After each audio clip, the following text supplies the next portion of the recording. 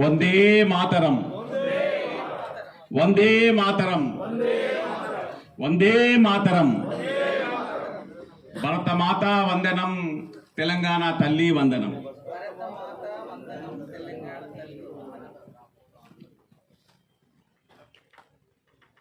Bharatiya Janata party బంధువులారా, నాతోటి క్రియాశీలక కార్యకర్తలారా,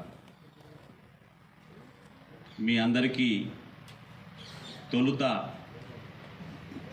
అతి త్వరలో ప్రవేశించనున్న నూతన ఆంగ్ల సంవత్సరాది 2022 రానున్న ఉత్తరాయణ పుణ్యకాలం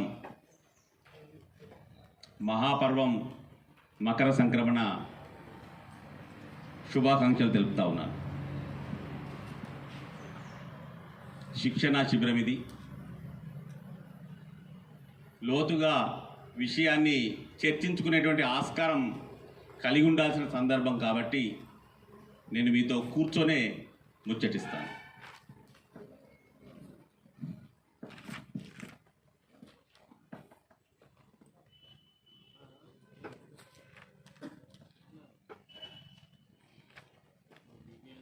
భారతదేశంలోనే సూర్యాపేట అనే పేరు తలిస్తే ఒక ఉద్వేగం, ఒక చైతన్యం. వీర తెలంగాణ పోరాట క్రమానికి చుట్టుముట్టు సూర్యాపేట నట్ట నడుమ నల్ల కొండలున్నవి. అందుకోసమే నల్లకొండ రాసిండు ఆ కవి. నల్లగొండ కూడా మనదే, కానీ నల్లకొండ పదం ఆ రకంగా వచ్చింది. అటువంటి చైతన్య దీప్తి ప్రత్యేక తెలంగాణ రాష్ట్రంలో అధికారంలో ఉన్నటువంటి పక్షం చేసే నిర్ణయాల నేపథ్యం చిన్న చిన్న జిల్లాలు చేశారు. న్యాయంగా సూర్యాపేటకు ఏ రీతిలో చేసిన జిల్లా కేంద్రం స్థాయి రాదగినటువంటిది కాబట్టి సూర్యాపేట జిల్లా ఏర్పడిన తర్వాత ఒక్కసారి మనం మిగతా రాజకీయ శ్రేణులని, ప్రజాహిత సంస్థలని, సామాజిక హిత సంస్థలని, స్వచ్ఛంద సంస్థలని పరిగణలోకి తీసుకుంటే ఈ కొత్త జిల్లాల ఆవిర్భావం తర్వాత ఏదైనా ఒక సంస్థ, ఏదో ఒక వ్యవస్థ ఇంత ఖచ్చితంగా నిర్దేశించిన ప్రణాళిక ప్రకారంగా అంశాల వారీగా గోష్ఠి జరుపుకోవడం కానీ, శిక్షణ నిర్వహించుకోవడం కానీ మన భారతీయ జనతా పార్టీ నుంచే ఆరంభమైంది అనే వాస్తవాన్ని మొట్టమొదలు మీరు స్వీకరిస్తారని నేను భావిస్తా ఉన్నాను. నేను మీతో ప్రస్తావించాల్సిన అంశంలోకి వెళ్ళే కన్నా ముందు ఈ 3 రోజుల శిబిరం ద్వారా కొత్త అంశాల ప్రస్తావన, దాని ద్వారా మీకు ఏదో కొత్త జ్ఞానోదయం, శిక్షణ, క్రమశిక్షణ వెంటనే అభిపోతాయి అనేటువంటి భ్రాంతి భ్రమలోకి నేను వెళ్ళను. కానీ ఇంత చనువుగా, ఇంత సన్నిహితంగా, ఇటువంటి ఒక నిర్దేశిత ప్రదేశంలో మనం గడిపేటువంటి ఈ సమయం భవిష్యత్ రాజకీయ ప్రజాహిత జీవనానికి మీకు ఒక వాహికగా, దిక్సూచిగా, అనుబంధాల మేళవింపుగా ఖచ్చితంగా ఉపయోగపడుతుంది అనేటువంటి వాస్తవాన్ని గుర్తుంచుకొని హృదయపూర్వకంగా, మనఃపూర్వకంగా, ప్రీతితో, ఆర్తితో, అనుబంధంతో ఈ శిబిరంలో మీ భాగస్వామ్యాన్ని పెంచుకోమని, రేపటితో ముగుస్తుంది అనుకుంటాను, మీ భాగస్వామ్యాన్ని పరిపుష్టం చేసుకోమని నా వంతు బాధ్యతగా నేను మీకు విన్నపం చేస్తా ఉన్నాను. వీర తెలంగాణలో సూర్యాపేట భూమిక సౌజన్యం నేను ప్రత్యేకించి కొత్తగా గుర్తు చేయాల్సిన అవసరం ఏమీ లేదు. కేవలం మీ జిల్లా హద్దుకు దాదాపు 1 కిలోమీటర్ దూరంలోనే ఉంటుంది నేను నివసించే నా నివాసం కూడా. కొత్తగా ఏర్పడినటువంటి జనగామ జిల్లాలోని కొడకండ్లవని నేను. ఈ జిల్లాకు ఉన్నటువంటి చారిత్రక, భౌగోళిక, ప్రాదేశిక, సాంస్కృతిక, చారిత్రక విశేషాన్ని అంచనా వేసుకుంటే ఇక్కడి నుంచి జ్ఞానం విస్తరించింది. ఎక్కడి వర్ధమాన కోట, ఎక్కడి వర్ధమానుడు, ఎక్కడి మహావీరుడు, ఎక్కడి అరవపల్లి, ఎక్కడి జాజిరెడ్డిగూడెం, అటు నుంచి తీసుకుంటే ఎక్కడి అగస్త్యుడు, ఎక్కడి వాడపల్లి, మునగాల పరిగణలో జరిగినటువంటి పరిశోధనలు ఏంటి, ఇవన్నీ కాక తాజా వర్తమాన రాజకీయ చరిత్రకు నేపథ్యాన్ని అందించినటువంటి విప్లవ పోరాటాల నేపథ్యంలో ఆ విప్లవ సిద్ధాంతాలకు ప్రాతిపదికలు అందించినటువంటి దేవులపల్లి వెంకటేశ్వరరావు కూడా మన గడ్డలో, ఈ గడ్డలో, మీ గడ్డలో ఉద్భవించినటువంటి ఒక జ్ఞానమూర్తులు వారు.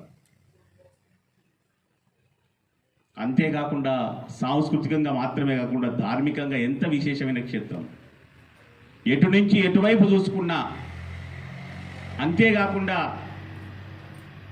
యావత్ ఈ తెలంగాణ ప్రాంతాన్ని, విస్తారమైనటువంటి ప్రాంతాన్ని చోళులు, పల్లవులు, చాళుక్యులు, కాకతీయులు, విష్ణుకుండినులు వీరందరి పాలనలో భాగంగా ఈ ప్రాంతాల్లో ఉన్నటువంటి అనేక కొండల్లో మన రాజ్య పాలన సాగింది. అన్ని నిర్దేశాలు ఇచ్చినటువంటి ఇంత చారిత్రక భూమి ఈ సూర్యాపేటలోని ప్రస్తుత ఈ భూభాగం ప్రత్యేక జిల్లాగా ఉన్నటువంటి ఈ నేపథ్యంలో భారతీయ జనతా పార్టీ మూల సైనికులుగా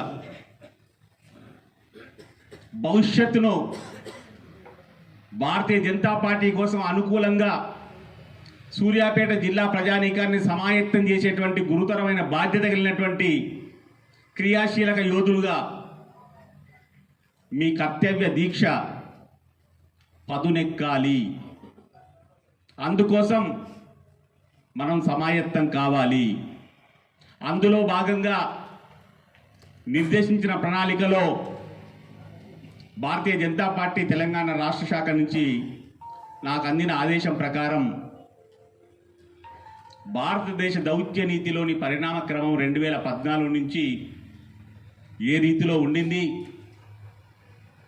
2014 నుంచి అధికారంలో భారతీయ జనతా పార్టీ ఏ రకమైనటువంటి విదేశాంగ నీతిని అనుసరించేటువంటి ప్రయత్నం చేసింది, దాని ఫలితాలు ఏమిటి, వివిధ దేశాలతో ఉన్నటువంటి ఫలితాలు ఏమిటి, దాంతో పాటుగా సామాన్య పౌరులుగా నిత్య జీవనంలో మనకు ఏర్పడుతున్నటువంటి దాని ప్రభావం ఏమిటో అంచనా వేసుకుంటే అది మీకు రేపు మీ సమాజాలలో, మీ సమూహాలలో, మీ నివాసాలలో మీరు మన ప్రజానీకంతో మమేకమవుతున్నటువంటి సందర్భంలో వారి నుంచి తలెత్తేటువంటి అనేక అంశాల్లో, సందేహాల్లో కొన్ని ప్రస్తావించుకోవడానికి, కొన్ని మీ అంతటా మీరుగా వారికి గుర్తు చేసి ఓ అవునా అనేటువంటి ఒక అవగతం చేయించడానికి మీకు ఆస్కారం చిక్కాలి అనేటువంటి ప్రయత్నం. అందుకోసమే ఈ అంశాన్ని కూడా జిల్లా స్థాయి, మండల స్థాయికి వెళ్ళేటప్పటికీ ఆ అంశంలోని కొంత మరింత సరళత వస్తుంది. కానీ జిల్లా స్థాయిలోని కార్యకర్తల శ్రేణి చాలా చైతన్యవంతమైన శ్రేణి కాబట్టి వారికి విదేశాంగ నీతిలోని పరిణామ క్రమం, దాని ప్రభావం అవగతం కావాలి అనేటువంటి ఒక లోతైన ఉద్దేశంతో ఈ కార్యాంశాన్ని, ఈ కాలాంశాన్ని, ఈ ప్రస్తావన అంశాన్ని పొందుపరిచారు అనేటువంటి విషయాన్ని మీకు ముందు నేను తెలియజేస్తున్నాను. బంధువులారా, అమ్మలారా, మిత్రులారా, భారతీయ జనతా పార్టీ సిద్ధాంత క్రమంలోకి వెళ్ళే కన్నా ముందు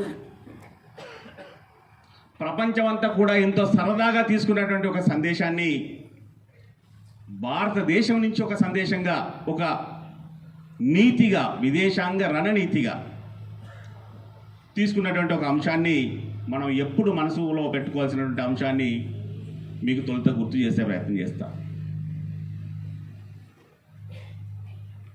మిత్రులు మారుతుండొచ్చు కానీ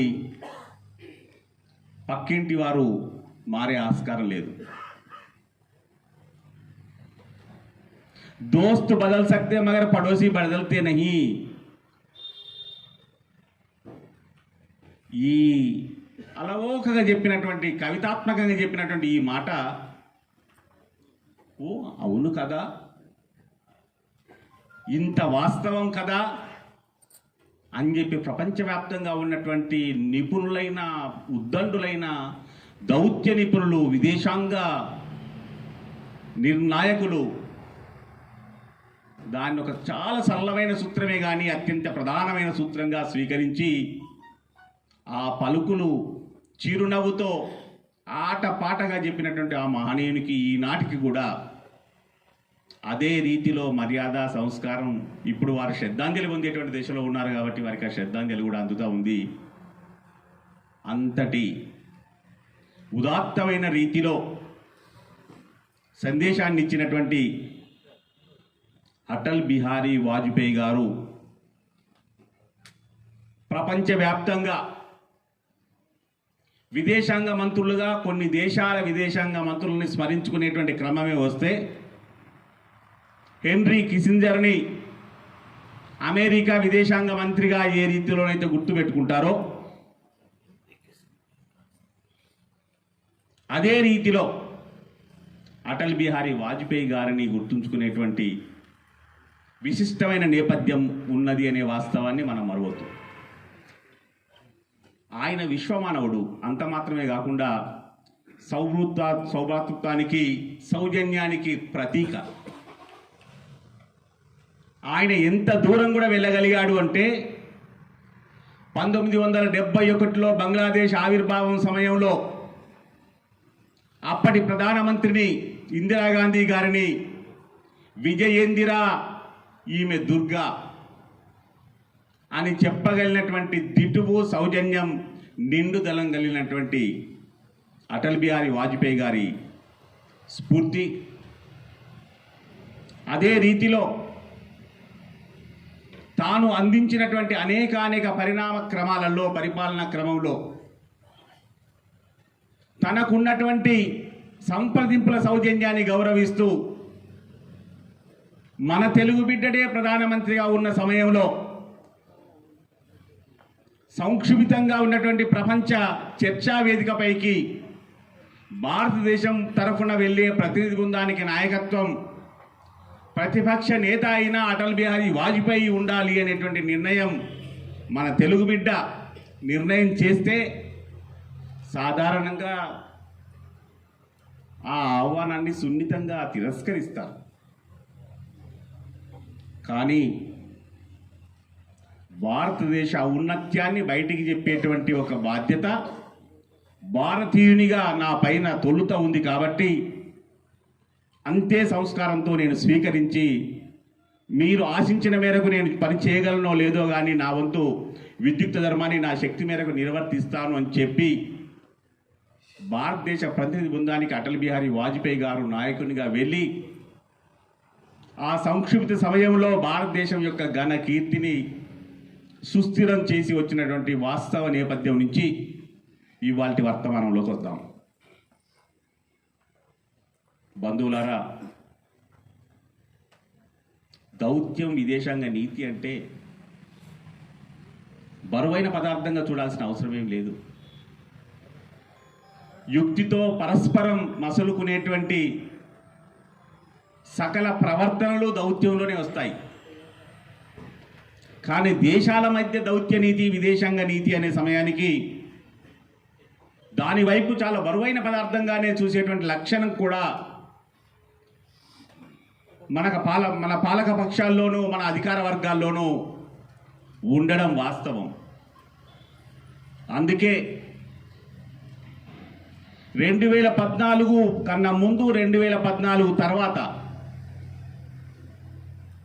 పరిస్థితి ఏమిటి అనే దానికి నేను ఒక చిన్న ఉపమానాన్ని, ఉదాహరణని, కొలమానాన్ని మీ ముందు ప్రస్తావన చేస్తాను. సాధారణంగా మీరు ఢిల్లీలో గమనిస్తే మనమంతా ఏదైనా ఒక రాయబార కార్యాలయం వైపు వెళ్తే రాయబార కార్యాలయ రాచవీధులే ఉన్నాయి అక్కడ. ప్రతి దేశ అతి చిన్న దేశ రాజధాని కానివ్వండి, రాయబార కార్యాలయం కానివ్వండి, ఆ కార్యాలయం వద్దకు వెళ్తే ఆ గోడను ముట్టుకుంటేనే ఏమవుతుందో అనేటువంటి భయం కలిగించే రీతిలో భద్రత, తెరుచుకోవడానికి వీలవుతుందో లేదో ఇది కూడా గోడే కావచ్చు అనేటువంటి రీతిలో ఉండేటువంటి గేటు, అతి అరుదుగా తెలుసుకునేటువంటి లక్షణం ఉన్నటువంటి చిన్న గేటు మాత్రమే రాయబార కార్యాలయాలకు ఉంటాయి. వివిధ దేశాల్లో మన భారతీయ రాయబార కార్యాలయాలు కూడా 2014 కన్నా ముందు వరకు అదే రీతిలో ఉండేవి. దూత, దౌత్య ప్రతినిధి, రాయబారి ఎలా ఉంటాడు అని ముఖం తెలియక ముందే ఆయన పదవీ కాలం ముగిసిపోయేది. అలాంటిది ఈనాడు ఎవరైనా అవసర నిమిత్తం ఉద్యోగార్థో లేదా పర్యటన కోసమో లేదా ఇంకేదైనా అవసరం కోసమో వేరే భూభాగం పైన పాదం మోపాల్సి వస్తే ఏది ఏమిటి నాకు అండ ఆధారం అని అంటే వెంటనే భారతదేశ రాయబార కార్యాలయం ఉంది అనేటువంటి రీతిలో భారతదేశ రాయబార కార్యాలయాల తలుపులు తెరుచుకున్నాయి. దీని పరిణామం ఎక్కడి దాకా వచ్చింది అంటే అభివృద్ధి చెందినటువంటి ఎంతో జ్ఞానం, ఎంతో శక్తి, ఎంతో సంపద మా దగ్గర ఉంది అని తమ గొప్పతనాన్ని వ్యక్తీకరించేటువంటి లక్షణం ఉన్నటువంటి దేశాలు కూడా వారి వారి రాయబార కార్యాలయాల నిర్వహణ శైలిలో మార్పులు తెచ్చుకున్నాయి. ఈ రీతిలో భారతదేశ విదేశాంగ దౌత్య నీతి పనిచేసింది అనే వాస్తవాన్ని మనం తొలుత సామాన్య ప్రజానీకానికి అవసరమైనటువంటి పరిణామాన్ని మనం స్వీకరించే ప్రయత్నం చేద్దాం. అమెరికా, యూరోపియన్ ఇత్యాది అభివృద్ధి చెందిన దేశాల్లోకి వెళ్ళినటువంటి వారికి సాధారణంగా పెద్దగా మన భారతీయ రాయబార కార్యాలయాల అవసరం ఏర్పడకపోవచ్చు. కానీ ఉపాధి కోసం, అది కూడా చిన్న తరహా ఉపాధి కోసం గల్ఫ్ దేశాలకే కానివ్వండి, ఆఫ్రికా దేశాలకే కానివ్వండి, మన ఆసియా దేశాల్లోనే కానివ్వండి వెళ్ళినటువంటి భారతీయ ప్రవాసులకు రాయబార కార్యాలయ కాన్సులేట్ జనరల్ అవసరాలు అనుకోని రీతిలో విపరీతంగా ఏర్పడతా ఉన్నాయి. అందుకోసమే 2014 తర్వాత భారతీయ జనతా పార్టీ నేతృత్వంలోని కేంద్ర ప్రభుత్వం చూపిన పరిణామ క్రమం భారతీయులకు, ప్రవాసంలో ఉన్న భారతీయులకు భారత ప్రభుత్వాన్ని సన్నిహితం చేసింది, చేదోడు వాదోడుగా మార్చింది. 2014 కన్నా ముందు 2 రకాల విదేశీ మంత్రిత్వ కార్యాలయాలు ఉండేవి. అంతేకాకుండా వాణిజ్య శాఖ ఉండనే ఉంది, వాణిజ్య మంత్రిత్వ శాఖ.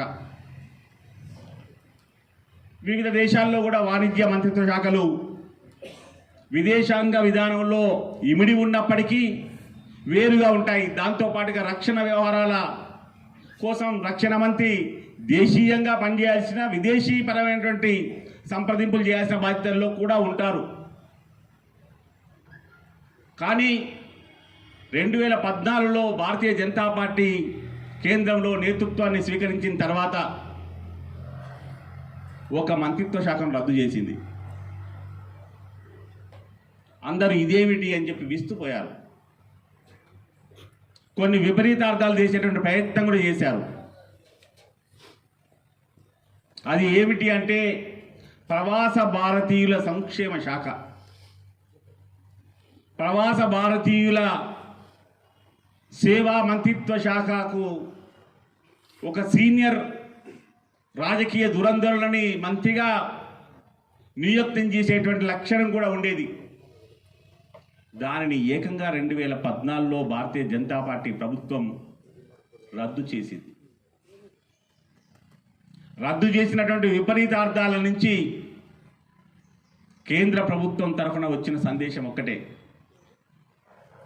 మాకు విదేశాంగ మంత్రిత్వ శాఖ అంటేనే దాని తరఫున వివిధ దేశాల్లో ప్రపంచవ్యాప్తంగా పనిచేసే మా దౌత్య కార్యాలయాలంటేనే తొలుత ఆయా భూభాగాల్లోకి పాదం మోపుతున్నటువంటి ప్రవాస భారతీయులకు సేవ చేసేటువంటి తొలి భారం స్వీకరిస్తూనే ఉన్నది. కాబట్టి ఆ తొలి బాధ్యత నేరుగా ఏకంగా విదేశాంగ మంత్రిత్వ శాఖకి అప్పగిస్తున్నామనేటువంటి పరిణామం తీసుకురావడం, దాని యొక్క ఫలితం ఎంత గొప్పగా పనిచేసిందో వందే భారత్ పేర గల్ఫ్లో సంక్షిప్త దక్షిణాసియా దేశాలలో ప్రధానంగా అక్కడ అంతర్యుద్ధ వాతావరణాలు ఉన్నటువంటి ప్రదేశాల్లో ప్రవాసంలో ఉన్నటువంటి మన బిడ్డలు అక్కడి నుంచి తరలి వస్తున్నటువంటి సమయంలో విదేశాంగ మంత్రిత్వ శాఖ చూపినటువంటి చైతన్యం నేరుగా ప్రధానమంత్రి గంటల వారీగా పూటల వారీగా ఆ కార్యకలాపాలపైన నిర్వహణపైన దృష్టి పెట్టేటటువంటి ప్రధాన దృష్టి భారతదేశ ప్రభుత్వం ప్రవాస భారతీయులకు భారతీయ పౌరసత్వానికి భారత పౌరులకి ఎంతటి ప్రాధాన్యం, ఎంతటి గౌరవం, ఎంతటి అండ ఇస్తుంది అనేటువంటి నిలువెత్తు నిదర్శనంగా మిగిలింది. ఆ సంక్షోభం ముగియంగానే 2020 కరోనా మహమ్మారి ప్రపంచవ్యాప్తంగా ఇచ్చినటువంటి సంచలనం ప్రపంచ ఆరోగ్య సంక్షోభం మాత్రమే కాదు, ప్రవాస జీవితాలకు అల్లకల్లోలం. అలాంటి దశలో వివిధ దేశాల్లో చిక్కుకుపోయినటువంటి వేరే దేశాల ప్రతినిధులని కూడా మన శక్తితో, మన సౌజన్యంతో, మన విమానాల ద్వారా వారిని వారి స్వస్థలాలకు, స్వదేశాలకు చేరవేయడం మాత్రమే కాదు, అక్కడి నుంచి తరలి వచ్చేందుకు సిద్ధంగా ఉన్నటువంటి వేలాది మంది, లక్షలాది మంది ప్రవాస భారతీయులని వరుస క్రమంలో ఏమాత్రం వారికి ప్రమాదం, ఆందోళన, ఇబ్బంది కలగకుండా ఎంతో చాకచక్యంతో, ఎంతో సాహసంతో సొంత ఆరోగ్యాలని పణంగా పెట్టి చేసినటువంటి వందే భారత్ మిషన్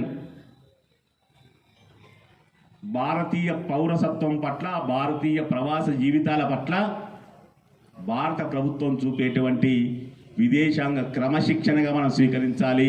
దాన్ని గుర్తుంచుకొని యావత్ ప్రజానీకానికి చేరే విధంగా కూడా మన వంతు ధర్మంగా మనం దానిని మన అవగాహన అంశంలో స్వీకరించాలని మీకు గుర్తు చేస్తా ఉన్నాను. ఈ రీతిలో రాయబార కార్యాలయాల పరిణామం మనకు చైతన్యం, మనకు ఉపయుక్తం మాత్రమే కాదు, వివిధ దేశాల రాయబార కార్యాలయాల నిర్వహణ శైలిలో మార్పులు రావడం మాత్రమే కాదు, ప్రజానీకానికి ఎంతో అండగా ఉండేటువంటి చైతన్యం, ఎంతో ద్విగుణీకృత ఉత్సాహంతో నిరంతరం పనిచేసేటువంటి దౌత్య బృందాలు ఈనాడు ప్రపంచవ్యాప్తంగా అప్రమత్తంగా ఉన్నాయి అనే వాస్తవాన్ని మీరందరూ మీ మాధ్యమాల ద్వారా ఎప్పటికప్పుడు అధ్యయనం చేయాలని మనవి చేస్తా ఉన్నాను. దానికి సూచికలుగా 2 అంశాలు నేను ప్రస్తావన చేస్తాను. ప్రధానంగా నిజామాబాద్, కరీంనగర్, కొంతమేరకు మెదక్, కొంత వరంగల్ జిల్లాల నుంచి గల్ఫ్ వలస జీవులు చాలా భారీగా ఉంటారు. ఉపద్రవాలు అనేకం జరుగుతూనే ఉంటాయి. సహజం, కొన్ని సంక్షోభాలు ఆ రీతిలో ప్రాణాలని కూడా తీస్తాయి. అటువంటి సందర్భాల్లో కొన్ని కుటుంబాలు గతంలో 2014 కన్నా ముందైతే కొన్ని కుటుంబాలు ఏండ్లకేండ్లు అక్కడ శవం అక్కడే ఉన్నది, ఆ దేశపు యొక్క ప్రభుత్వ ఆసుపత్రుల్లోని మార్చురీల్లో పడవేసి ఉన్నది అనేటువంటిది తెలుస్తూ అక్కడికి పోలేని దయనీయమైనటువంటి దుర్భర ఆర్థిక పరిస్థితిలో వీరు కొట్టుమిట్టాడుతూ ఏండ్లకేండ్లు ఏడుస్తూ ఉండినటువంటి జ్ఞాపకాలు ఉన్నటువంటి కుటుంబాలు, వందలాది కుటుంబాలు నాకు కూడా స్వయంగా తెలుసు అని మీకు గుర్తు చేస్తా ఉన్నాను, మనవి చేస్తా ఉన్నాను. ఈనాడు పరిణామం ఏంటి? ఎవరైనా అలాంటి ఉపద్రవానికి, అలాంటి ప్రాణాలు కోల్పోయేటువంటి దిశకు వస్తే శరవేగంగా, వీలైనంత శరవేగంగా ఆ మృతదేహాన్ని సగౌరవంగా, అంతే సంస్కారంతో వారి స్వస్థలం దానిక భారత ప్రభుత్వ ఖర్చుతో తీసుకువచ్చి వారి వారి కుటుంబాలకు అప్పగించేటువంటి సంస్కారాన్ని ఆచరణలోకి తీసుకొచ్చి నిరంతరం ఆచరిస్తున్నటువంటి ప్రభుత్వం భారతీయ జనతా పార్టీ నేతృత్వంలోని ప్రస్తుత వర్తమాన కేంద్ర ప్రభుత్వం అని మీకు గుర్తు చేస్తా ఉన్నాను. ఈ రీతిలో నిరంతర చైతన్యశీలంగా పనిచేయడం మాత్రమే కాదు, మీ అందరికీ తెలుసు ప్రపంచమంతా ఐక్యరాజ్య సమితి ఆమోదించింది కాబట్టి అక్టోబర్ 2వ తేదీని ప్రపంచ అహింసా దినోత్సవంగా పాటిస్తుంది అని. మహాత్మా గాంధీని ఐక్యరాజ్య సమితిలోనో అక్కడో ఇక్కడో కొన్ని కార్యాలయాల్లో ఏదో కొన్ని వేదికల్లో ఓ నిమిషం అర్ధగంట గంట కార్యక్రమంతో ముగించేటువంటిది లక్షణం ఉండేది. ఈనాడు అక్టోబర్ 2 వచ్చిందంటే ఐక్యరాజ్య సమితి మాత్రమే కాదు, ప్రపంచ అధినేతలందరూ, దాదాపు ప్రపంచవ్యాప్తంగా ఉన్న ప్రముఖ దేశాల అధినేతలందరూ కూడా మహాత్మా గాంధీ సంస్మరణ, తనదైనటువంటి భారతదేశ భూమిక, భారతదేశ స్వాతంత్ర సాధన భూమిక ఫలితంగా ప్రపంచవ్యాప్తంగా ఆయన అందించినటువంటి రాజకీయ ప్రజాహిత పోరాట క్రమం యొక్క నేపథ్యాన్ని స్మరించుకునేటువంటి సంస్కారం వ్యక్తీకరించేటువంటి లక్షణం వచ్చింది. పరిణామం చైతన్యం ఇక్కడి నుంచి ఉంటేనే అక్కడి నుంచి పరిణామం ఉంటుంది అనే వాస్తవానికి ఇది ఒక సూచిక. రెండో అంశం, ప్రపంచవ్యాప్తంగా నిర్వహించేటువంటి యోగా దినోత్సవం. దాన్ని కూడా గొప్పగా చెప్పుకోవాలా అని ఎద్దేవా చేసేవారు ఉంటారు, చేయనీయండి గాక. కానీ అందులో వచ్చిన పరిణామ క్రమం ఏమిటి అని మనం గుర్తు చేసుకుంటే భారతీయ జీవితాల్లో కానివ్వండి, ఆసియా జీవితాల్లో కానివ్వండి, కొన్ని ఆఫ్రికాల్లో కానివ్వండి, కొన్ని యూరోపియన్ సమాజాల్లో కానివ్వండి, వారి వారి లక్షణాలు ఉన్నాయి. వారిదైనటువంటి రీతిలో వారి ఆరోగ్య సంరక్షణ కోసం వారు చేసేటువంటి స్వీయ వ్యాయామ ప్రణాళిక ఉంది. కానీ ప్రపంచవ్యాప్తంగా ఆమోదం పొందగలిగినటువంటి రీతిలో ఉన్నటువంటి భారతీయ సనాతన ఆరోగ్య సంరక్షణ విధానం అది ధర్మాలకు అతీతంగా, మతాలకు అతీతంగా, విశ్వాసాలకు అతీతంగా శరీరంలో ఉన్నటువంటి శక్తిని ఉద్దీపన చేసేటువంటి సాధనగా మారినటువంటి క్రమాన్ని, అది వేలాది సంవత్సరాలుగా మన సనాతన ధర్మంలో నిక్షిప్తం అయినప్పటికీ ఆచరించేటువంటి మహనీయులు లక్షలాది మంది ఈనాటికి ఉన్నప్పటికీ కానీ దానిని ఒక చైతన్యవంతమైన మహోద్యమంగా మార్చగలగడం, ఇక్కడ ఆచరించడం మాత్రమే కాకుండా ప్రపంచవ్యాప్తంగా యోగా పరంపర పట్ల ఇదివరకే వివిధ మహనీయులు, పరమహంసలు, సాధకులు, యోగులు సాధించినటువంటి కొన్ని చైతన్యాలకు వాటన్నింటినీ కూడా ప్రదీప్తం చేస్తూ, సమ్మిళితం చేస్తూ ఏకంగా ఐక్యరాజ్య సమితిని ఒప్పించడం ద్వారా ప్రపంచ యోగా దినోత్సవాన్ని ప్రత్యేకంగా ఆచరించేటువంటి క్రమం ఆరంభించడంతో ఏమైంది ఈరోజు అంటే, ప్రతి ఏటా ఆ దినోత్సవం వచ్చే కన్నా 15 రోజుల ముందు నుంచే భారతీయ రాయబార కార్యాలయాల్లో చైతన్యం కనిపించడం అనేది విశేషమైన విషయం కాదు. అది మనది కాబట్టి మన భారంగా మనం మోస్తూ ఉన్నాం, చేస్తూ ఉన్నాం.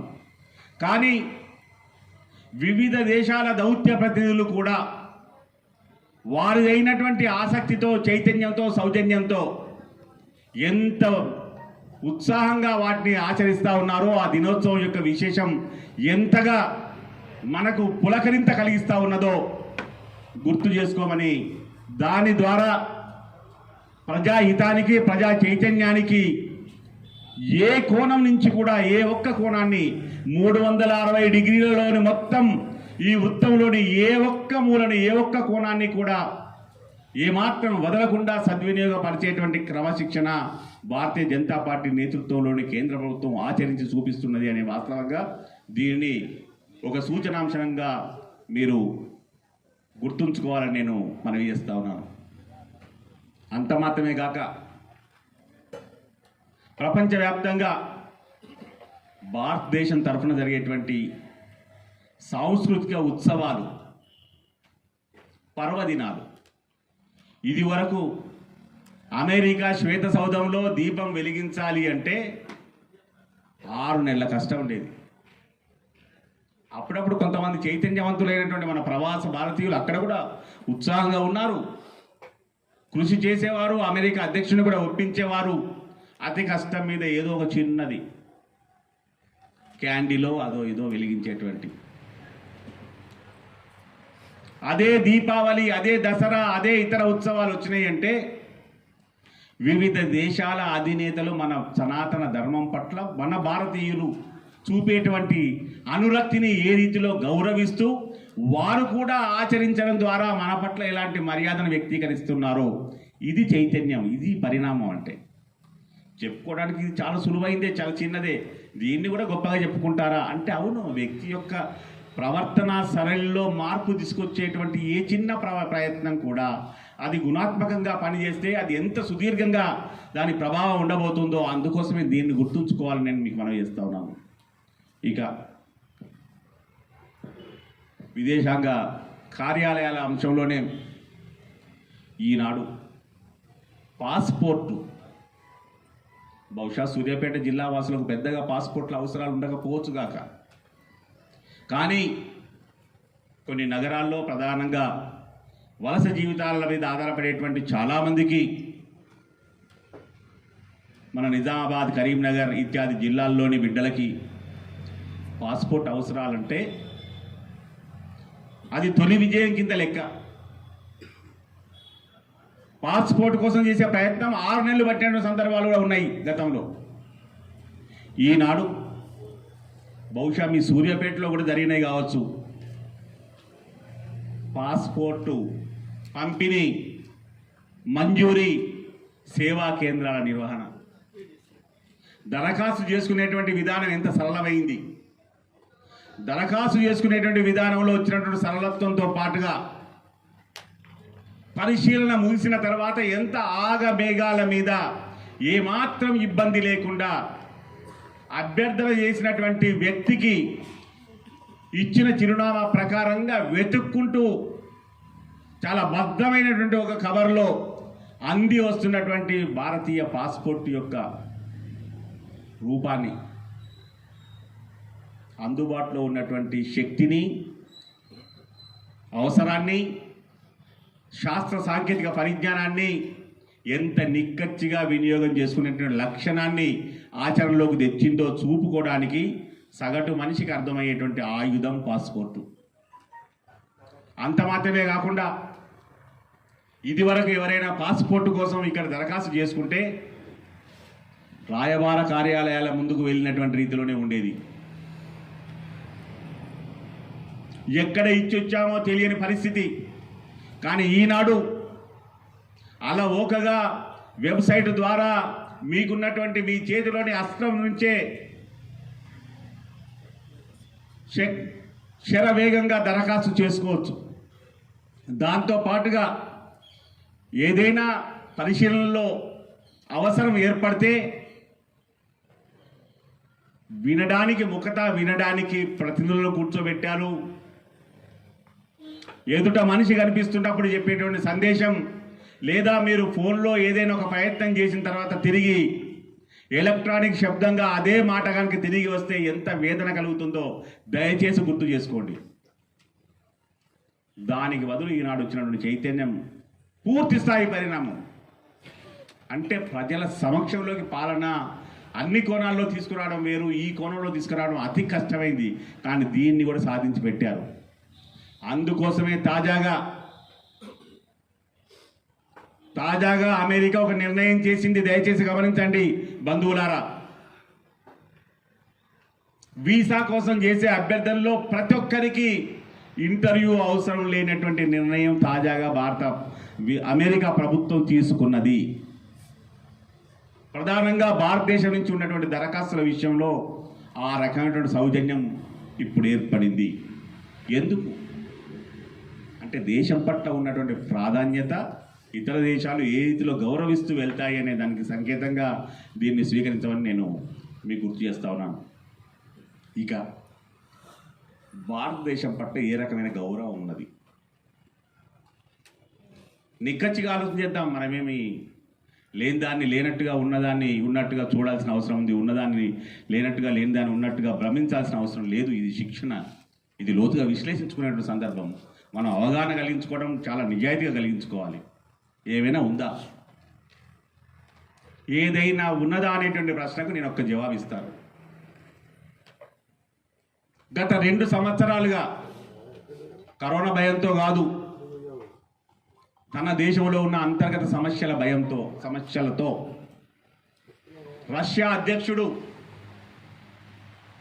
దేశం విడిచి బయటికి వెళ్ళడం లేదు.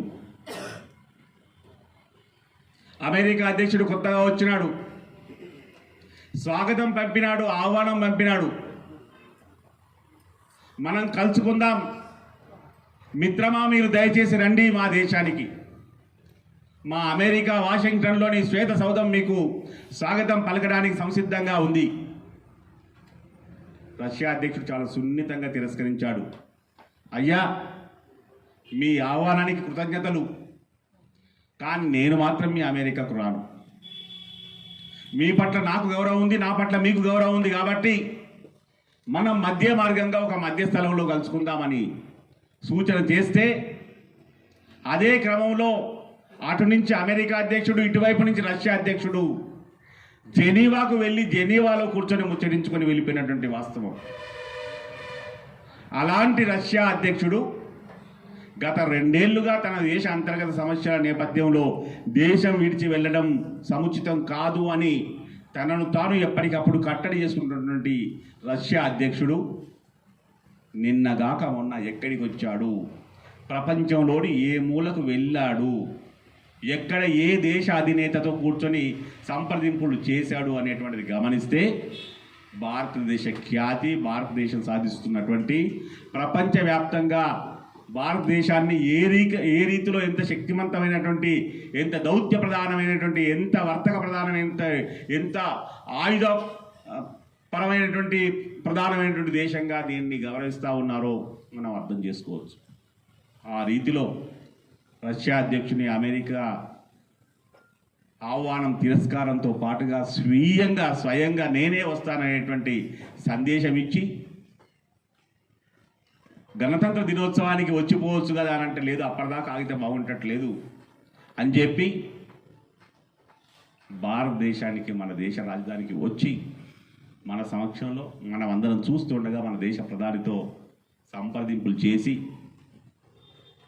అన్ని అంశాలన్నీ ఎంత విస్తారంగా చర్చించుకోవడానికి అవకాశం ఉందో వాటిని చర్చించుకొని వెళ్ళిన వాస్తవాన్ని మనం గమనిద్దాం. ఈ రీతిలో ప్రపంచవ్యాప్తంగా కూడా ఎక్కడికక్కడ అటల్ బిహారీ వాజ్పేయి గారు చెప్పినటువంటి వాస్తవం ఎప్పుడు నిరంతరం దేశాల మధ్య స్ఫురణకు వచ్చేటువంటిది. దోస్త్ బదల్ సక్తే హై మగర్ పడోసీ బదల్తే నహీ, ఉన్కే సాత్ జీనా హీ పడేగా. అటువంటి దశలో ఏం చేయాలి? మన పైన ఉన్నటువంటి దేశం చైనా వారికి అవసరమైన వనరుల కన్నా విస్తారమైన వనరులు ఉన్నాయి. ఎక్కడ కావాలంటే అక్కడ కుమ్మరించగలిగినటువంటి విస్తారమైన నిధులున్నాయి, వనరులున్నాయి. కానీ భారతదేశానికి ఎక్కడ పడితే అక్కడ చల్లడానికి, చిల్లర వల్లరగా వ్యయం చేయడానికి అవసరమైనటువంటి వనరులు, అంత విస్తారమైనటువంటి సంపత్తి లేదు. దాన్ని ఆధారంగా చేసుకొని బలూచిస్తాన్ను పాకిస్తాన్కు పరిధంగా ఒప్పచెప్తామనేటువంటి భ్రాంతిని కలిగింపజేసి పాకిస్తాన్కి ఇచ్చినటువంటి వనరులు, బంగ్లాదేశ్కి ఇస్తున్నటువంటి వనరులు, నేపాల్కి ఇస్తున్నటువంటి వనరులు, బర్మా మయన్మార్లో ఇస్తున్నటువంటి వనరులు, చివరికి శ్రీలంకలో ఇస్తున్నటువంటి వనరులు, ఈ రీతిలో వారు చేస్తున్నటువంటి ప్రయత్నాలను గమనించిన తర్వాత భారతదేశం ఎక్కడికక్కడ నింపాదిగానే ఉంది. అంతర్గతంగా మనకున్నటువంటి ప్రాదేశిక సమగ్రత, జాతీయ సమైక్యత ప్రధానమైనటువంటి రీతిలో టెరిటోరియల్ ప్రొటెక్షన్, స్ట్రెంగ్త్, ప్రాదేశిక సమగ్రత, పరిరక్షణ సామర్థ్యాన్ని ఎప్పటికప్పుడు అంచనా వేసుకుంటూనే పసిఫిక్ హిందూ మహాసముద్రం హద్దుల్లో చిచ్చు పెట్టేటువంటి ప్రయత్నాన్ని చేస్తున్నటువంటి చైనా దుందుడుకుతనాన్ని నిలువరించాలి అంటే భారతదేశంతో కలుపుకొని అడుగు వేస్తే తప్ప అది సాధ్యం కాదు అనే వాస్తవాన్ని అమెరికా, ఇతర అభివృద్ధి చెందిన దేశాలు, ఆస్ట్రేలియా క్వాడ్ రూపంలో ఒక సమిష్టి సంప్రదింపుల యుద్ధ ప్రణాళిక, దౌత్య ప్రణాళిక, నిరంతరం యుద్ధం చేస్తామని కాదు, కానీ సమస్య ఉత్పన్నమైతే ఎదుర్కోవడానికి అనువైనటువంటి సంపత్తితో కూడినటువంటి సన్నద్ధత ఎప్పుడు అవసరం కాబట్టి దాని నిర్మాణంలో భారతదేశం పట్ల అగ్రరాజ్యాలు చూపుతున్నటువంటి మర్యాద ఏమిటో అంచనా వేసుకుంటే ఈనాడు భారతదేశం ప్రపంచ అంశాలలో, ప్రపంచవ్యాప్తంగా ప్రభావం చూపించేటువంటి భౌగోళిక అంశాలలో, సామాజిక అంశాలలో ఎంత ప్రభావవంతంగా ఉండగలుగుతుందో అర్థం చేసుకోవచ్చు. ఇక దౌత్య నీతిలో ఆయుధ నీతి అంతర్భాగం. అది మీకు లోతుగా వెళ్ళాల్సిన అవసరం రోజువారీగా చేసేటువంటి చర్చల్లో మీకు అవసరం పడకపోవచ్చు, కానీ మీదైనటువంటి అవగాహన మీకు ఇదివరకే ఉండి ఉంటుంది. అయినప్పటికీ నా వంతుగా నేను కొన్ని అంశాలని మీకు ప్రధానంగా ప్రస్తావన చేయాల్సిన అవసరం ఉంది. యుద్ధ విమానాలు ముఖం చూసి బొట్టు పెట్టేటువంటి లక్షణం ఉంటుంది. పేరంటానికి పోతే అందరికి ఒక తీరు మర్యాద దొరకదు. ఎక్కడికైనా ఒక కార్యక్రమానికి పోతే అందరికి ఒకే తీరు స్వాగతం దొరకదు. భారతదేశానికి వెనుక వరుస మర్యాదలే ఉండేవి. 6 నెలల్లో, ఏడాదో, 18 నెలల్లో, 2 ఏళ్ళలో వాడిన విమానాలను, హెలికాప్టర్లను మాత్రమే మనకి ఇచ్చేవాళ్ళు. ఆ దేశం ఆడిపోయింది. ఇవాళ మన అవసరాల నేపథ్యంలో మనం కోరిన విధంగా మనం నిర్దేశించినటువంటి అస్త్రశస్త్రాలన్నింటినీ అందులో పొందుపరిచి యుద్ధ విమానాలను అందించేటువంటి చొరవ తీసుకోవాల్సినటువంటి అవసరం, ఆ మేరకు దిగి రావాల్సిన అవసరం దాదాపు ప్రపంచవ్యాప్తంగా ఉన్న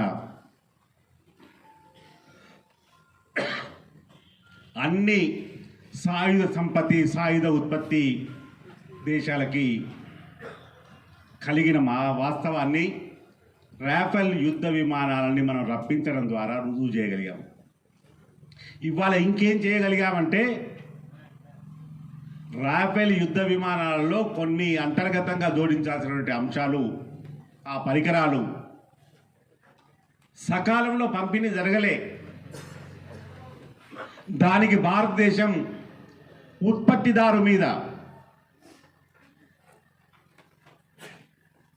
వారికి ఫైన్ వేయగలిగినటువంటి శక్తి సామర్థ్యం భారతదేశానికి సిద్ధించింది అంటే భారతదేశం ఎంత సన్నద్ధతతో, ఎంత స్వయం సమృద్ధంగా, ఎంత మర్యాదపూర్వకమైన స్థితిలో ఉందో అర్థం చేసుకోవచ్చు. యుద్ధ సాంకేతిక పరిజ్ఞానం యొక్క వితరణ అనేటువంటిది దేశం పట్ల కలుగుతున్న మర్యాదలకు సంకేతం. ఈనాడు అనేక సాయుధ సంపత్తుల యొక్క అంతర్గత పరికరాలు భారతదేశంలో క్రమక్రమంగా తయారయ్యేటువంటి రోజులు దగ్గరికి వస్తూ ఉన్నాయి. ఈ పరిణామం మామూలు పరిణామం కాదు. దీనికి తోడు విదేశాంగ నీతిలో వాణిజ్య సంప్రదింపులు కూడా అతి కీలకమైనటువంటివి. ఎగుమతి ఎక్కువగా ఉందా, దిగుమతి ఎక్కువగా ఉందా అనేటువంటి ఆధారంగానే అమ్మాయి ఓకే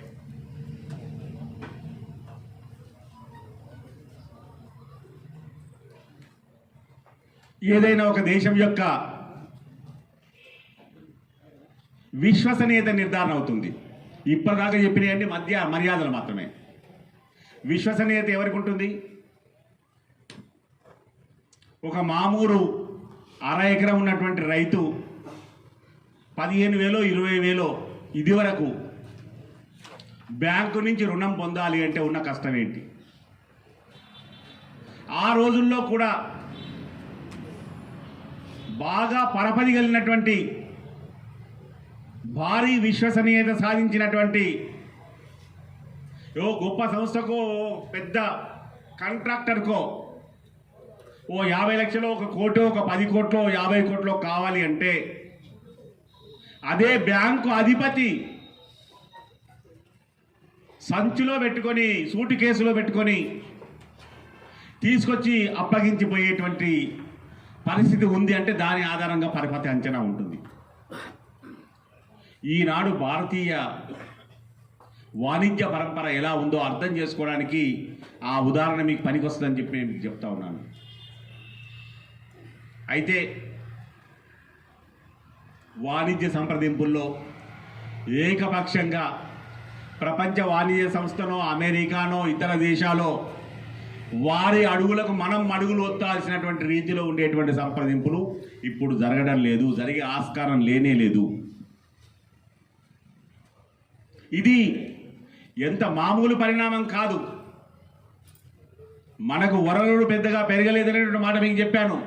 కానీ మనకున్న వనరులని మనం ఎంతో సమయస్ఫూర్తిగా, ఎంతో విచక్షణాయుతంగా, ప్రణాళికాబద్ధంగా వినియోగించుకోగలిగే స్థితికి వచ్చాం కాబట్టి విదేశీ మారక ద్రవ్యం గురించి ఎదురు చూసేటువంటి రోజులే పోయాయి. విస్తారమైనటువంటి విదేశీ మారక నిల్వలతో పాటుగా వాణిజ్య సంప్రదింపుల్లో భారతదేశం యొక్క గౌరవం, భారతదేశం యొక్క అంచనా, ఆలోచన, వారు నిర్దేశించేటువంటి నియమాలు, క్రమాలు, వాటిని స్వీకరించాల్సిన అవసరం ఉంది అని ప్రపంచవ్యాప్తంగా ఉన్నటువంటి వివిధ దేశాలు గుర్తించి అనుసరించేటువంటి దేశకు వచ్చింది అంటే భారతదేశం యొక్క ఆర్థిక పరిపుష్టి, భారతదేశం పట్ల ఇతర దేశాల యొక్క విశ్వసనీయత ఏ రీతిలో ఉందో అంచనా వేసుకోవడానికి ఇది ఆధారంగా మీకు కనిపిస్తుంది. ఉదాహరణలు అనేక ఉన్నాయి. నేను ఉదాహరణ జోలికి వెళ్ళడం లేదు. నేను చెప్పినటువంటి వీటన్నింటినీ కూడా కేవలం స్థూలమైనటువంటి సూచనాంశాలుగానో సూత్రాలుగానో మీరు కనుక శ్రద్ధగా స్వీకరిస్తే మీ చేతిలో ఉన్నటువంటి అస్త్రాన్ని మీరు ఒక్కసారి మీ తీరిక వేళల్లో వేరే అవసరాల కోసం కన్నా నేను చెప్పిన అంశాల వారీగా ఇది ఎంత మాత్రం నిజమని చెప్పి మీరు పరిశోధన 4 పదాలు రాసి తెలుసుకుంటే, లేదా మౌఖికంగా కూడా మీరు ఈ ప్రశ్న అడిగితే ఆ ప్రశ్నకు జవాబు మీకు మీ చేతిలో ఉన్నటువంటి అస్త్రమే చెప్తుంది. మీ స్మార్ట్ ఫోనే మీకు సందేశం ఇస్తుంది. అందులోంచి మీరు విషయాలు గమనిస్తూ ఉండండి. ఈ రీతిలో విశ్వసనీయత పెంచుకోవడం, వాణిజ్య శక్తిని, ఆయుధ రక్షణ శక్తిని, దౌత్య శక్తిని, విదేశాంగ శక్తిని నిబిడీకృతం చేయడం మాత్రమే కాకుండా భారతదేశానికి ఉన్నటువంటి విశ్వగురువు స్థానం నినాదం కాదు. భారతదేశం నుంచి మనం జ్ఞానం పొందగలుగుతాం, ఆపదలో ఆధారంగా సహాయం కూడా పొందగలుగుతాం అనేటువంటి రుజువులు కూడా మనం ఇవ్వగలిగాం. ఏ రీతిలో కరోనా, మరోసారి నేను కరోనానే జ్ఞాపకం చేయాల్సి ఉంది. కరోనా సమయాన్ని మీరు గుర్తు చేసుకోండి. అంతకుముందు కూడా భారతీయ ఔషధ శక్తి విస్తారంగా పెరిగిపోయి ఉన్నది. కానీ భారతీయ ఔషధ శక్తి యొక్క విశిష్టత, అవసరం, భారతదేశంలో ఉత్పత్తి అయ్యేటువంటి ఔషధాలని ఆమోదించి స్వీకరించాల్సినటువంటి పరిస్థితి అభివృద్ధి చెందిన దేశాలకు కూడా ఏర్పడేటువంటి స్థితి కరోనా తెచ్చిపెట్టింది. అప్పుడు రుజువు చేయగలిగాం ప్రపంచానికి భారతదేశం ఔషధ శక్తి. ఇన్ని శక్తులతో పాటు వచ్చినటువంటి ఔషధ శక్తిలో కరోనా నుంచి చికిత్సా పరంపరలో అందించగలిగినటువంటి అసలు సిసలైనటువంటి మందులన్నింటికీ భారతదేశం ఆధారంగా మారింది. 2 వంతుల దేశాలకి భారతదేశం తన అవసరాలను తను తీర్చుకోవడం మాత్రమే కాదు, మిగతా దేశాలకి కూడా సకాలంలో మందులు పంపగలిగినటువంటి శక్తితో మందులు పంపిణీ చేసి అందజేసి వారికి అండగా నిలిచింది. అక్కడి ప్రజానీకాన్ని కాపాడడంలో తమ వంతు భూమిక చూపింది. ఇదంతా ఒక ఎత్తు అయితే టీకా వ్యాక్సిన్ ఇవాళ ఏ తండాకు వెళ్ళినా, ఏ గూడానికి వెళ్ళినా, ఏ వెములకు వెళ్ళినా, ఏ పల్లెకు వెళ్ళినా, ఏ పట్టణంలోని ఏ వీధికి వెళ్ళినా, ఏ మురికి వాడకి వెళ్ళినా, ఏ సౌదానికి వెళ్ళినా, ఏ అపార్ట్మెంట్కి వెళ్ళినా టీకాల డబ్బాతో నిలిచినటువంటి ఆరోగ్య కార్యకర్త ఆధారంగా మీరు ఫలానా చోట టీకా తీసుకోలేదు, మీరు టీకా తీసుకోవడానికి మేము సిద్ధంగా ఉన్నామని చెప్పి నిలిచుండేటువంటి విస్తారమైన సమృద్ధిగా అందుబాటులో తెచ్చినటువంటి వాస్తవాన్ని భారతీయ ప్రజానీకం గుర్తించింది. ఇదే దశలో విదేశాంగ శక్తిగా నేను చెప్పేటువంటిది ఏంటంటే, నేను ఆ అంశాల జోలికి వెళ్ళాల్సిన అవసరం లేదు, అది బహుశా మీ ప్రస్తావన అంశాల్లో వేరే వారి నుంచి ఆ సందేశం మీకు అంది ఉంటుంది. కానీ విదేశాంగ శక్తిగా అది ఏ రీతిలో మనకు కనిపించింది అంటే, మన దేశ వ్యాక్సిన్ అవసరాలను మనం తీర్చుకోవడం మాత్రమే కాదు, ప్రపంచవ్యాప్తంగా దాదాపు 3/2 దేశాలకి భారతీయ వ్యాక్సిన్లే గతి ఆధారం. ఆ రీతిలోనే ఈనాడు కూడా పంపిణీ చేయగలుగుతుంది. ఇది పెరుగుతున్నటువంటి శక్తిని విశ్వసనీయంగా వినియోగం చేయడానికి. ఇదే రీతిలో మరి చైనాలో కూడా తయారవుతున్నది. వారికి సమృద్ధిగా ఉంది, ఉచితంగా ఇవ్వగలిగిన శక్తి కూడా ఉంది వాళ్ళకి. అయినప్పటికీ అక్కడి నుంచి స్వీకరించడానికి ఇతర దేశాల ప్రజానీకం కానీ ప్రభుత్వాలు కానీ సిద్ధంగా లేవు. అదే అభివృద్ధి చెందిన దేశాలు కూడా మీరు మీ అవసరాలతో పాటుగా మా వంతు మాకు కూడా కొంత ఈ వాటా కావాలి, ఆ మేరకు మీరు అందించండి అంటే లేదనకుండా ఇవ్వగలిగినటువంటి శక్తి భారతదేశానికి వచ్చినటువంటి వాస్తవం మన కళ్ళ ముందు ఉన్నటువంటిది. దాన్ని వినియోగం చేయడం ద్వారా ఎన్నెన్ని రీతిలో భారతదేశం యొక్క ఔషధ శక్తిని వేనెల్లో పొగిడారో, ఏ రీతిలోనైతే మనం ప్రపంచ ఆరోగ్య సంరక్షణ బాధ్యతని స్వీకరించగలిగామో, ఇది ఒక విదేశాంగ శక్తి అంశంగా స్వీకరించమని నేను మీకు మనవి చేస్తా ఉన్నాను.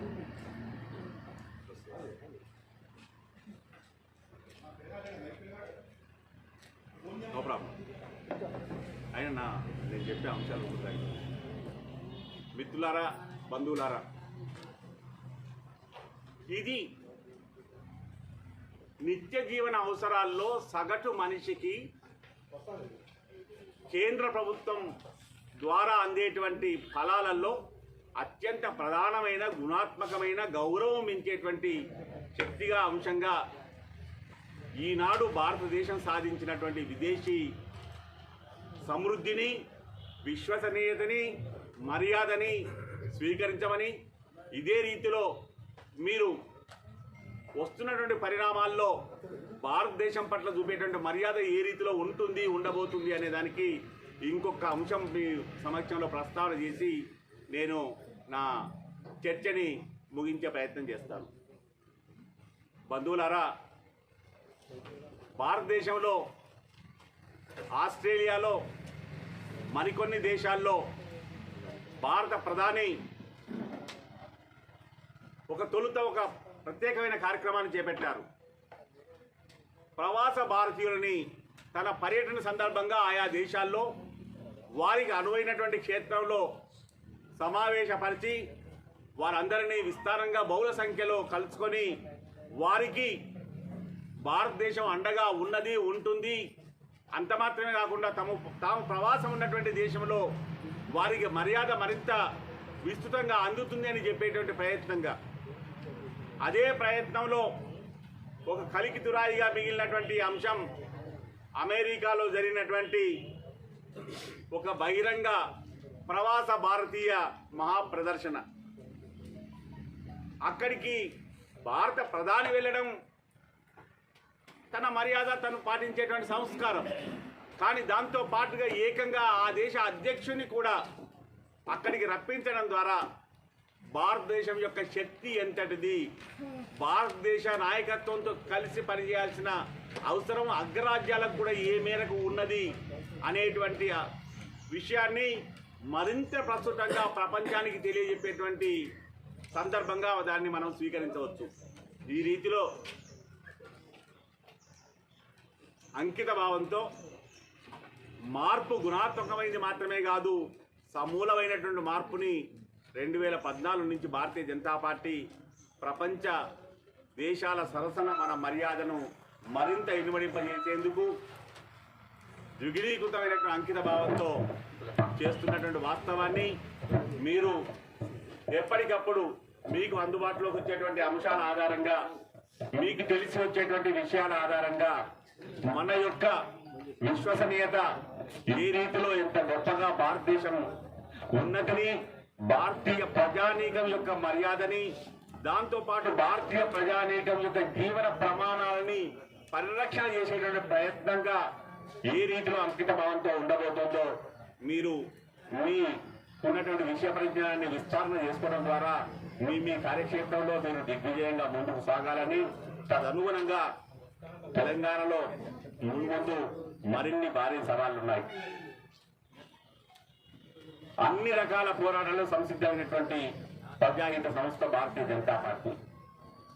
స్వదేశీ సనాతన ధర్మ సముద్ధరణ విధానంగా ఏకాత్మత మానవతావాదం పండిత్ దీన్ దయాళ్ ఉపాధ్యాయ గారు ఉద్బోధించినటువంటి సిద్ధాంత ప్రాతిపదికతో నిరంతరం అంకితమై సర్వోదయ అంత్యోదయం సాధించేటువంటి క్రమశిక్షణ కలిగినటువంటి భారతీయ జనతా పార్టీ తలపెట్టేటువంటి మహా ప్రజా ఉద్యమం తెలంగాణలో సఫలం కావాలి అంటే, సఫలం కావడం ద్వారా రానున్న సవాళ్లలో ప్రజానీకం ఆశీర్వాదాన్ని తెలంగాణ వ్యాప్తంగా సబ్బండ వర్ణాల సబ్బండ ప్రజానీకం యొక్క అండదండలు భారతీయ జనతా పార్టీకి పరిపుష్టం కావాలి అంటే వాహిక మీరు మూలం మనం క్రియాశీలక కార్యకర్త సమాయత్తం చేస్తేనే తదనంతరం సానుభూతి పనులు విశ్వసించి, ప్రేమించి, అభిమానించి మనతో అనుబంధం పెంచుకోగలుగుతారు. ఆ తర్వాత మాత్రమే ప్రజానీకం మన వైపు చూసే, మన వెంట మనం చెప్పే మాటలు వినేటువంటి ఆసక్తి కనబరిచేటువంటి వీలుంటుంది. కాబట్టి దీనికి అనుగుణంగా మీ కార్యాచరణ కూడా సంసిద్ధం కావాలని నా వంతు బాధ్యతగా నేను పిలుపునిస్తూ నేను మీతో నా ప్రస్తావన ముగిస్తా ఉన్నాను. ధన్యోస్మి. భరత మాతా వందనం, తెలంగాణ తల్లి వందనం. వందే మాతరం, వందే మాతరం, వందే మాతరం.